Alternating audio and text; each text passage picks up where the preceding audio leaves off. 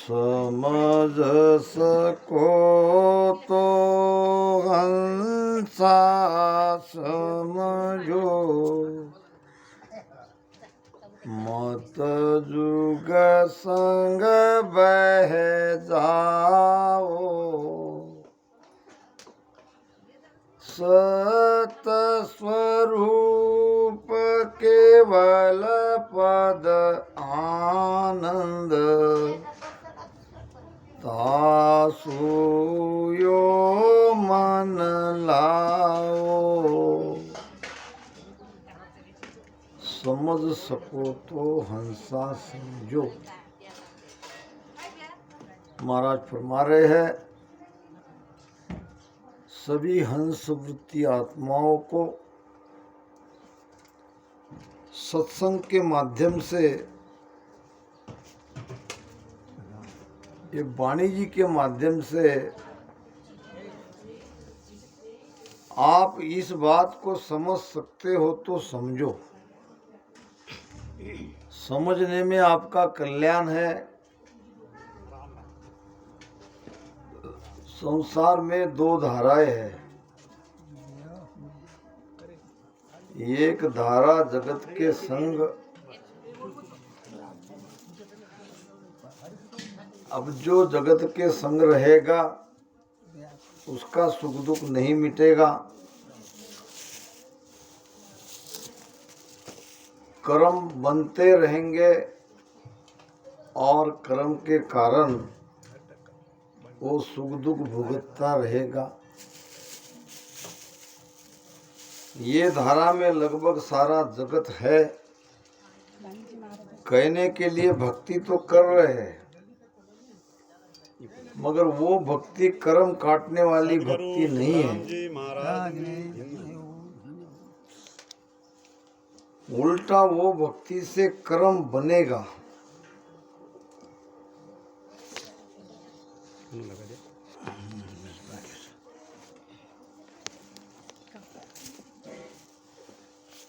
कैसे कर्म बनेगा?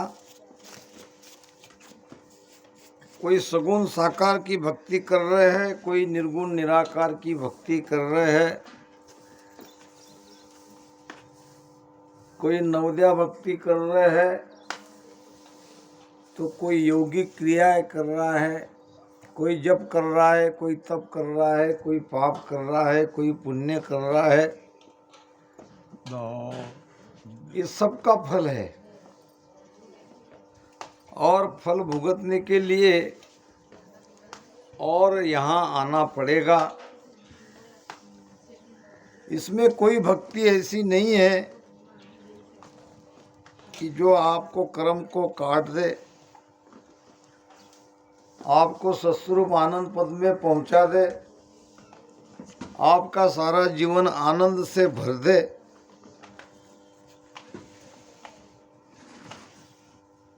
तो संसार को छोड़ो, संसार से प्रीति तोड़ो।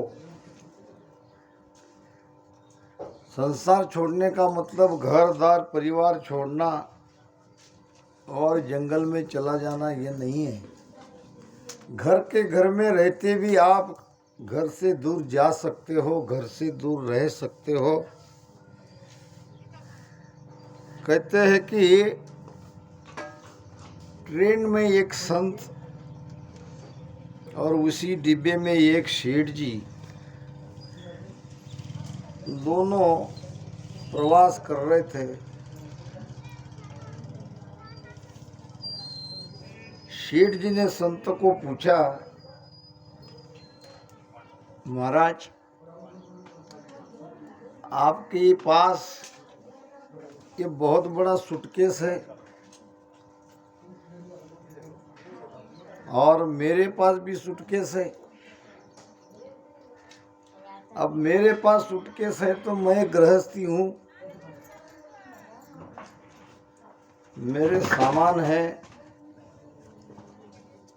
कई सामान ऐसे हैं जो मैं मेरे नाती के लिए जा रहा हूँ। मैं घर परिवार वाला हूँ, मेरा बैग भरा हुआ है, इसमें कोई बड़ी बात नहीं है। मगर आप संत हो के भी आपके पास ये इतना सामान कैसा? मैं देख रहा हूँ आपका बैग भी भरा है, तो तुम्हारे में और हम में क्या अंतर है? दोनों तो बोझ ढो रहे हैं। तुम्हारे पास भी बैग है, मेरे पास भी बैग है, तुम्हारे पास भी सामान है, मेरे पास भी सामान है, तो क्या त्याग किया? संत ने चुपचाप उस सेठ जी की बात सुन ली। आगे स्टेशन आया और सेठ जी का हाथ पकड़ के संत ने कहा, चलो सेठ जी थोड़ा बाहर आते हैं, जलपान करते हैं, गाड़ी काफ़ी देर रुकेगी। और दोनों आए, जलपान किया और इधर उधर की बातें करते रहे। तब गाड़ी ने सीटी बजा दी, ट्रेन चलने लगी। तो सेठ जी घबराया, क्योंकि सेठ जी के बैग में बड़ा कीमती सामान था और संत ने उसका हाथ पकड़ा। सेठ जी कहने लगे, गाड़ी जा रही है, गाड़ी जा रही है। संत ने कहा, जाने दो, जाने दो, और उसमें मेरा सामान है। संत ने कहा, सामान मेरा भी है, मेरी सूटकेस है सामान से भरी। संत ने कहा, मेरी भी सूटकेस है सामान से भरी। और मजबूती से हाथ पकड़ा, ट्रेन निकल गई। सेठ जी माथा पीटते रह गया। संत को अनाप शनाप कहने लगा। संत ने सारी बातें सुन ली। कहा, सेठ जी, तुम में और हम में ये फर्क है। सामान तो दोनों ले जा रहे थे, मगर आपकी सामान में आसक्ति थी। आप आपके सामान से थोड़ा सा भी दूर हट नहीं सकते, और मेरे सामान में कोई आसक्ति नहीं है। आवश्यक सामान उसमें थे, मिले तो भी ठीक, नहीं मिले तो भी ठीक, मगर आपका ऐसा नहीं है। आप तो चिल्ला रहे हो सकता है इसमें आपका काफ़ी कीमती सामान हो। कहने का भाव, संसार में रहकर भी हम संसार से अलग हो सकते हैं, संसार से दूर रह सकते हैं। एक आड़ नाम का पक्षी है, पक्षी की जाति में एक आड़ पक्षी है, और वो आड़ पक्षी रहता पानी में, पानी में तैरता है, पानी में उसका जीवन है, पानी में वो रहता है। और मजे की बात यह है, पानी की एक बूंद भी उसको स्पर्श नहीं करती। पानी में रहते हुए भी पानी से अलग। संत कैसे? संसार में रहते हुए भी संसार से अलग दिखते हैं आपको, संसार में रहते हुए, मगर संसार से कोसों दूर वो चले जाते हैं। तो महाराज कह रहे कि हे हंसो, आप अगर समझ सकते हो तो समझो। आपने जो रास्ता पकड़ा है, ये रास्ता पतन की ओर ले जा रहा है, ये आपको नरक में डाल देगा, ये आपको सुख चैन से नहीं रहने देगा। जगत का रास्ता छोड़ो, भक्ति का रास्ता पकड़ो, तभी कल्याण है। प्रमाण देख लो। जुग के संग जुगे जुग पर ले, जुग के संग जुगे जुग पर ले, सबे गर्भ में आया बे, सबे गर्भ में आया जन सुहेत कियो नर जुग में, जन सुहेत कियो नर जुग में, से सब मोकसी दाया बे, से सब मोकसी दाया बे, समझ समझ प्राणिया मोक जो चाहिए, समझ समझ प्राणिया मोक जो चाहिए, ऐसी भगत गए रहिए बे, ऐसी भगत कहे रहिए बे, सतगुरु शरणो दार सिर ऊपर, सतगुरु शरणो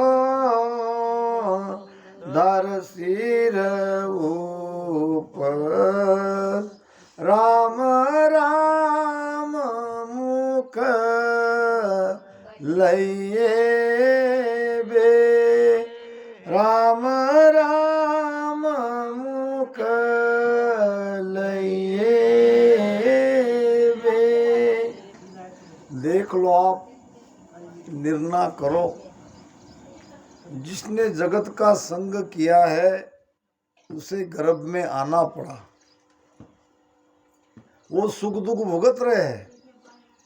निर्णय आपके हाथ में है, चुनाव आपको करना है। कोई जोर जबरदस्ती किसी को भक्ति में पकड़ के ला नहीं सकता, लाएगा तो भी वो टिक नहीं पाएगा। आप ज्ञानी हो, समझवान हो, ज्ञान को समझ रहे हो, ज्ञानी मिल्या ज्ञान मैं देवूं भेदी को समझाऊं, और कह सुखराम अज्ञानी आगे हाथ जोड़ मैं जाऊं।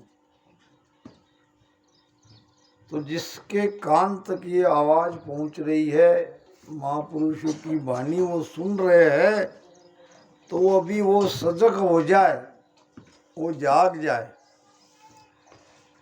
ऐसा न हो कि बाद में उन्हें पछताना पड़े। जुग के संग जुगे जुग परले, कितनी बार हम जन्मे, कितनी बार हम मरे, इसका अता पता नहीं है। क्या कारण है? हमने जगत का संग किया, हमने मन का संग किया। जुग के संग जुगे जुग परले, सबे गर्भ में आया बे, और जनसु हेत कियो नर जग में, से सब मोक सिधाया बे। संतों से जिसने प्रेम किया, उनकी गर्भ यातना छूट गई। संतों से जिसने प्रेम किया वो आनंद में है, वो उस आनंद में है जहां मांगने से भी उन्हें दुख नहीं मिलता। थोड़ी देर का संसार है, संसार है भी कितना, और इसमें क्या सुख है? जिसको हम रात दिन भाग दौड़ कर रहे हैं, हमें सुखी बनना है, हमें सुखी बनना है, उसके लिए धन कमाना है, पैसा कमाना है। धन कमा के देख लिया, पैसा कमा के देख लिया, सुख नहीं मिला, क्योंकि यहाँ सुख है ही नहीं। वस्तु कहीं ढूंढे, कहीं कई विध आवे हाथ, जहाँ जो वस्तु नहीं हो वहाँ ढूंढने की कोशिश हो रही है।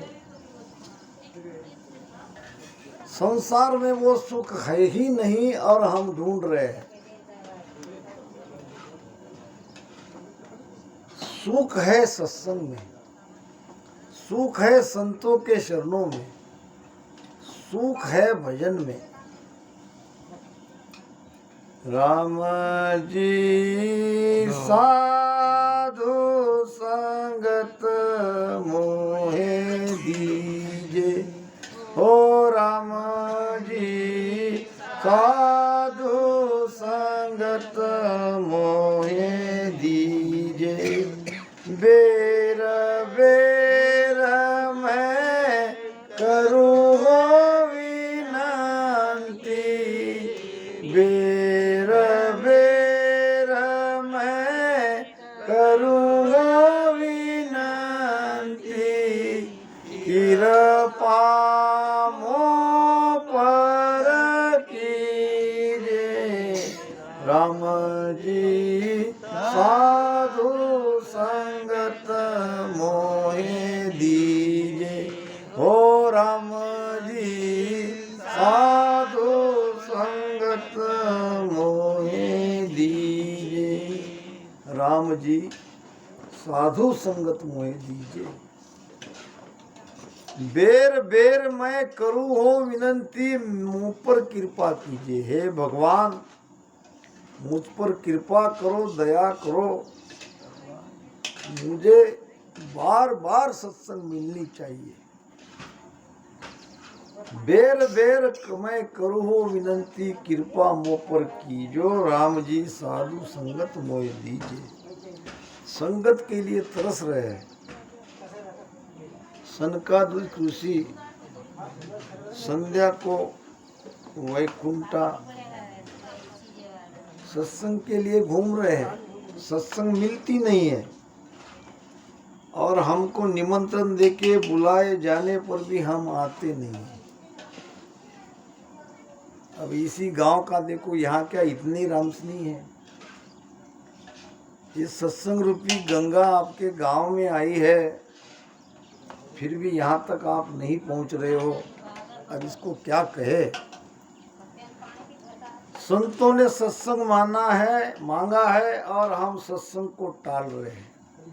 साधु दर्शन जाए बहुत घर काम बतावे, भजन करे सुख सेल में हासिल दे तन खोए। यहाँ लग तो सुखराम कहे मैं रिजू नहीं खोए। संतों के दर्शन के लिए कोई कहता है, सत्संग के लिए कोई कहता है, तो घर पे बहुत काम बताते हैं। आज तो नहीं जमेगा, आज बहुत काम है, कल देखेंगे। एक सेठ जी थे और बड़े लोभी थे। पत्नी बड़ी सुशील थी, गुणवान थी और सत्संगी थी। सेठानी को लगता कि जिस गुरु के शरण में मैं गई हूँ, मेरे पति भी उनकी शरणा ले ले, कम से कम ये जीव अगति में तो नहीं जाएगा, कम से कम ये जीव नरक में तो नहीं जाएगा। अगर संतों का सानिध्य मिला, भजन सुमिरन किया तो उसका लाभ तो जरूर मिलेगा। तो अपने पति के लिए वो हर बार चिंतित रहती थी। जब कभी गांव में गुरु महाराज आते, सत्संग होती, तो वो कहती, शेठ जी चलो ना, गुरु महाराज के दर्शन करके वापस आ जाओ, थोड़ी देर सत्संग सुनना, न मन करे तो ना सुनना, दर्शन करके तो आ जाओ। शेठ जी कहते, अभी क्या मैं मरा जा रहा हूँ, कर लेंगे दर्शन, अभी मुझे पैसा कमाने दे। सत्संगते तो होती रहती है, साधु संत तो आते ही रहते हैं, अभी धंधा बहुत बढ़िया चल रहा है, आ जाएंगे। ऐसा उत्तर सुनकर सेठानी दुखी हो जाती थी। हर पत्नी अपने पति के बारे में चिंतित रहती है और वहाँ ये स्थिति खास दिखने को मिलती है जहाँ केवल पत्नी सत्संग में है, पति सत्संग में नहीं है। पत्नी गुरु के शरण में है और पति ने शरणागति नहीं ली है तो ऐसे परिवार में पत्नी अपने पति के बारे में चिंतित रहती है और मन रुकता नहीं था। कभी गुरु महाराज आ जाते, कहते शेठ जी चलो ना, दर्शन करेंगे, गुरु महाराज का सत्संग सुनेंगे, काम तो होता रहेगा, ये तो रोज का है, पैसा तो काफ़ी है, काफ़ी आपने कमा लिया है और ये पैसा तो आता रहेगा। जब इतना बड़ा कारोबार आपने बड़ा चढ़ा के रखा है, संत नहीं आएंगे, सत्संग नहीं मिलेगी। शेठ जी गुस्से से कहते, फिर वही जवाब, क्या मैं अभी मरा जा रहा हूँ? तुम मुझे बार बार सत्संग के लिए प्रेरित करती हो, जाओ जाके आओ, तुमको मना किया है मैंने? जितनी देर चाहे उतनी देर जाओ, ड्राइवर को बोलो गाड़ी ले जाओ अपनी, जाओ सत्संग सुनो। क्या सत्संग को खर्चा वर्चा आता है, वो पैसा ले लो, सब तो तिजोरी की चाबी आपके पास है, मेरा पीछा छोड़ो। बेचारी दुखी हो जाती थी, सब सह लेती थी, अंदर से पीड़ हो रही थी कि पति को कैसे सुधारा जाए, पति को कैसे सत्संगी बनाए। भगवान ने वो मौका एक दिन उसे दे ही दिया। सभी बहनों को मैं कहता हूँ, आपके पति महोदय अगर भक्ति में नहीं है तो चिंता मत करो, बराबर कोशिश करती रहो, एक न एक दिन आपकी कोशिश काम आएगी। क्योंकि तो बात तो आपकी मानना ही है,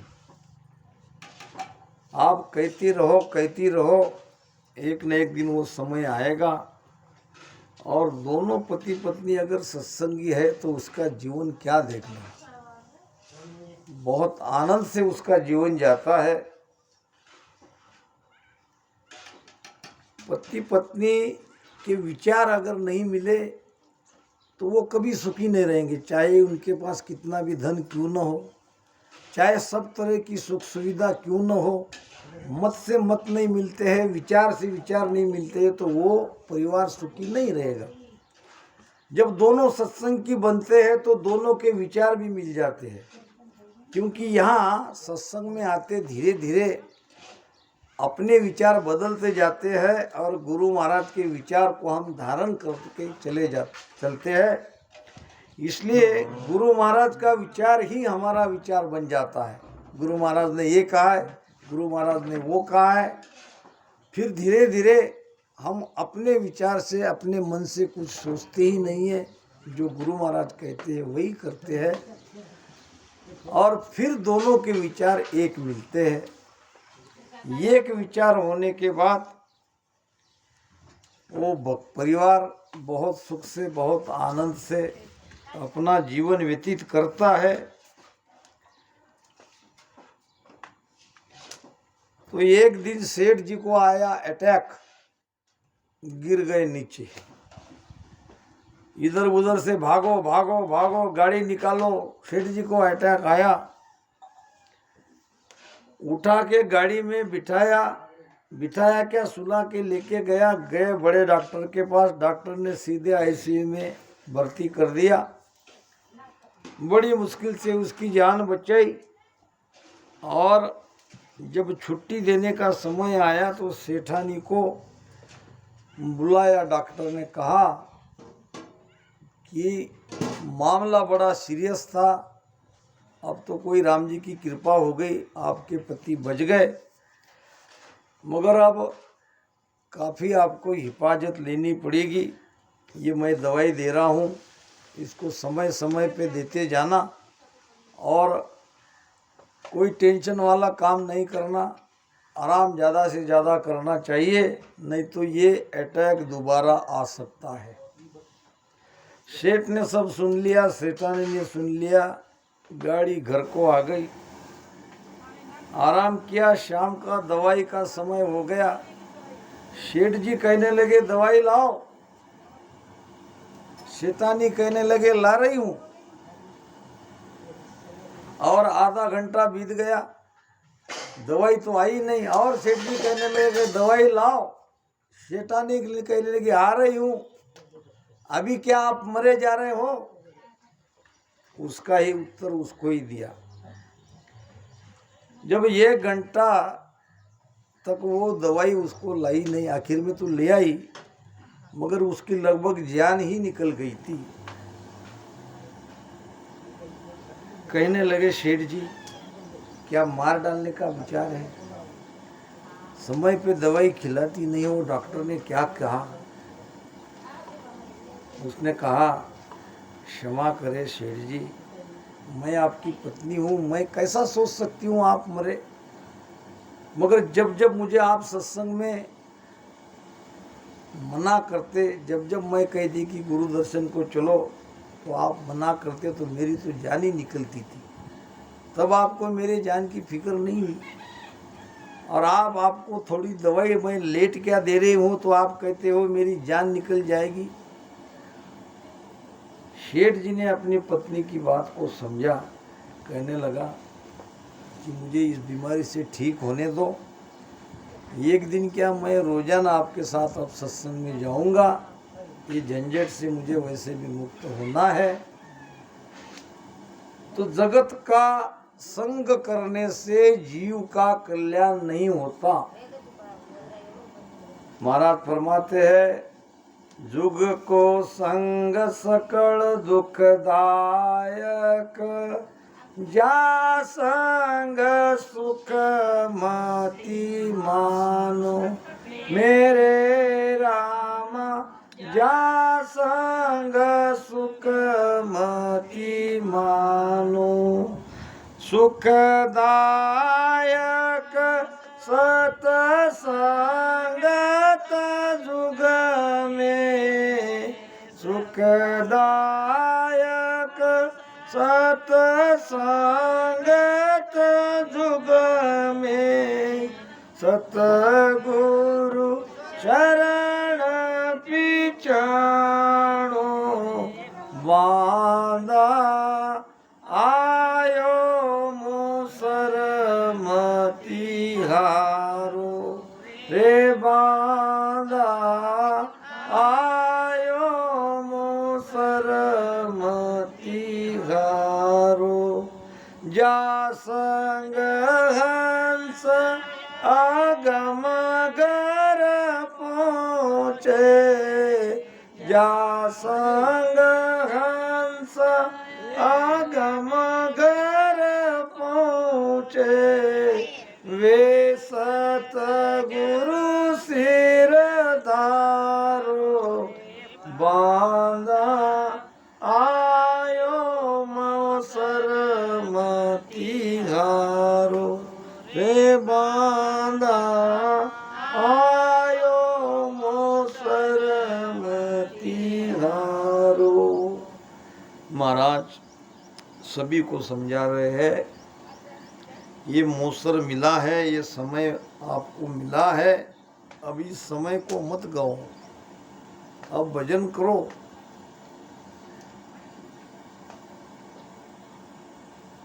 भटकत भटकत नीत मिलो है, मानव तन अवतारा, और सुरपत देव मिले न दूजी बारा, सकल सोई बंचे मिले न दूजी बारा। स्वर्ग के देवता भी इस मनुष्य शरीर की चाहना करते हैं, हे प्रभु हमें मनुष्य शरीर दो, हम पछता रहे यहाँ आके। ये स्वर्ग में कोई सुख नहीं है तो नाम मात्र का है, और दुख ही दुख है। वापस हमको मनुष्य शरीर में भेजो, हम भजन करेंगे और अमरलोक का सुख प्राप्त करेंगे। बेर बेर मैं करूँ विनंती, कृपा मोह पर कीजे, राम जी साधु संगत मोहे दीजे। साधु की संगत बहुत फलदायी है। कहते हैं कि नारद जी ने एक बार भगवान विष्णु को प्रश्न किया, हे भगवान मुझे सत्संग के महत्व के बारे में बताओ। भगवान विष्णु ने नारद जी को कहा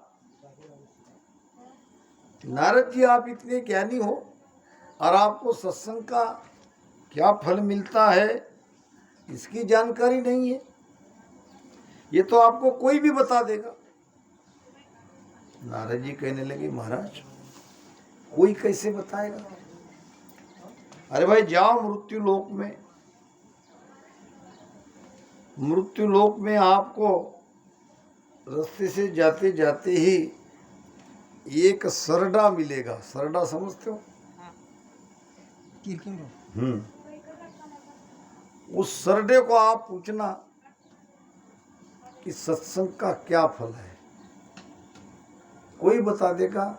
मैं आपको केवल सरडे को पूछने के लिए कह रहा हूँ। नारद जी ने गया मृत्युलोक में, रास्ते पर वहाँ एक सरडा बैठा था। उसने कहा सरडा जी मुझे भगवान विष्णु ने आपके पास भेजा है, सत्संग का क्या फल है ये पूछने के लिए, तो आपको जानकारी हो तो बताओ। इतना सुनते ही सरडा मर गया। नारद जी को आश्चर्य हो, पूछने से सरडा मर गया, अब मुझे कौन बताएगा। वापस गया भगवान विष्णु के पास, महाराज आपने जिसके पास मुझे भेजा था वो तो मेरी बात सुनते ही मर गया। अच्छा ऐसा करो, इस व्यक्ति के घर में, जो कोई व्यक्ति का नाम बताया था उसके घर में एक गाय अभी अभी उसने बच्चे का जन्म दिया है, एक बच्चा पैदा हुआ है बछड़ा। बछड़े को जाको पूछो कि सत्संग का फल क्या है। फिर कहने लगे मरेगा तो नहीं? नहीं तुम जाओ तो सही। अब जो बछड़ा अभी अभी जन्मा था उसके पास गया, पूछा मुझे भगवान विष्णु ने आपके पास भेजा है, कृपया बताइए सत्संग का क्या फल है। इतना सुनते ही बछड़ा मर गया। अब तो घबरा गया, जिसको मैं सत्संग का फल पूछ रहा हूँ वो मर जाते हैं, क्या है इसका रहस्य, भगवान को पूछना चाहिए। राम राम। वापस भगवान विष्णु के पास गया, कहने लगा महाराज वो बछड़ा भी मर गया। अच्छा ठीक है, जाओ उसी गांव में एक लोहार है और वो लोहार को एक बच्चा हुआ है, जाके उस बच्चे को तुम सत्संग का फल पूछो। भगवान अब मरेगा तो नहीं, ये तो जानवर थे, वो तो लोहार है, अगर उसका बच्चा मर गया तो वो मुझे मारे बगैर छोड़ने वाला नहीं है, तो मुझे तो डर लग रहा है। नहीं नहीं जाओ जाओ। लोहार के पास गया, वो लोहार बड़ा खुश था, सालों बाद उसको एक बेटा हुआ था और बेटे को गोद में खिला रहा था। नारद जी गए, कहने लगे बड़ा प्यारा बेटा है, देव मेरे पास, मैं इसके साथ खेलता हूँ, इसका लाड़ प्यार करता हूँ। और उस लोहार ने बच्चों को नारद जी के गोद में दे दिया और नारद के लिए पानी लाने लगा। इतने में उसने बच्चों को पूछा मुझे भगवान विष्णु ने आपके पास भेजा है, सत्संग का क्या फल है। इतना सुनते ही बच्चा मर गया। अब लोहार आएगा, उसका मरा हुआ बच्चा देखेगा तो मुझे बहुत पीटेगा, हो सकता है मेरी जान भी चली जाए। वहीं उसको छोड़ के भाग गया भगवान विष्णु के पास, पूछने लगा आप मुझे न सत्संग का फल पूछना है न कहीं जाना है, जिसके पास जा रहा हूँ वो मर रहे। भगवान ने कहा केवल एक बार आप जाओ, अब वो नहीं मरेगा। तो बड़ी हिम्मत करके कहा, पूछा कि भाई कहाँ जाना है, तो राजा के घर में जाओ, राजा को अभी अभी पुत्र रत्न हुआ है, उसके बेटे को पूछो, अगर बेटा मर गया तो आप तो राजा है, अभी तक तो मैंने जान बचा के आया हूँ, राजा मुझे नहीं छोड़ेगा। भगवान ने कहा नहीं ऐसा कुछ नहीं होगा, विश्वास रखो, जाओ। गया, राजा की नगरी में खुशी खुशी थी और झूले में राजा का बेटा खेल रहा था, हंस रहा था। नारद जी वहाँ गए, कहने लगे कि भाई सत्संग का क्या फल है, और भागने लगे, क्योंकि अब ये तो मरने वाला है, ऐसी नारद की धारणा बन गई थी। मगर बच्चा मरा नहीं। आकाशवाणी हुई, नारद इधर आओ। देखा इधर उधर कौन कह रहा है, तो वहां बच्चे के पलने में से आवाज आ रही थी। सत्संग का फल क्या है ये आपको नहीं पता चला। राम जी साधु संगत मोहे दीजे। जब मैं सरडा था तो आपने मुझे पूछा कि आपके दर्शन से मेरी सरडे की योनि छूट गई। दोबारा आप मुझे मिले, गाय के बछड़ा के रूप में मैं था। आपने मुझे सत्संग का फल पूछा। आप जैसे संतों का संग मिलने से मेरी बछड़े की योनि छूट गई, मैं मुक्त हो गया। तीसरी बार जब आए तो मैं लोहार के घर में बच्चा बन के आया। तब आपने मुझे संगत का फल पूछा, तो मेरी वो लोहार की योनि भी छूट गई। अब यहाँ तुम मुझे देख रहे हो, मैं राजा का बेटा बना हूँ। सत्संग का फल यही है। आपके सारे कर्म कट जाएंगे, आप जीते जी राजा के सुख के समान सुख लेते रहोगे। तो महाराज फरमाते